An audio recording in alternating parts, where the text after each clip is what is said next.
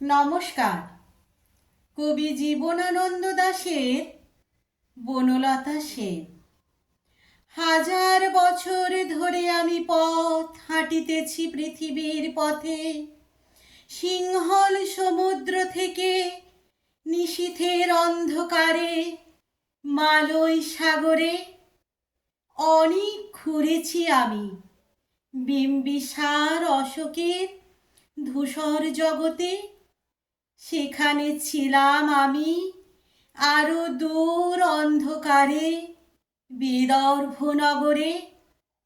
আমি ক্লান্ত প্রাণ এক, চারিদিকে জীবনের সমুদ্র সফেন। আমারই দুদণ্ড শান্তি দিয়েছিল নাটোরের বনলতা সেন।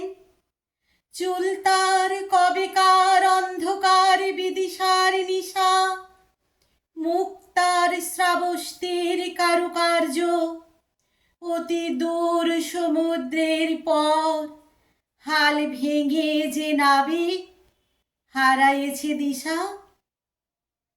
সবুজ ঘাসের দেশ যখন সে চোখে দেখে দারুচিনি দ্বীপের ভিতর, তেমনি দেখেছে তারে অন্ধকারে। বলেছে সে, এতদিন কোথায় ছিলেন?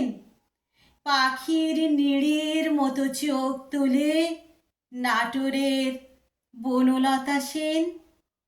সমস্ত দিনের শেষে শিশিরের শব্দের মতন সন্ধ্যা আসে।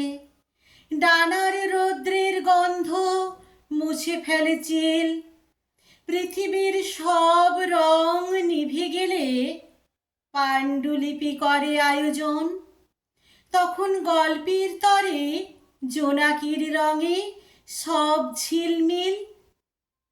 সব পাখি ঘরে আসে, সব নদী ফুরায় জীবনের সব লেনদেন। থাকে শুধু অন্ধকার মুখোমুখি বসিবার বনলতা সেন। নমস্কার।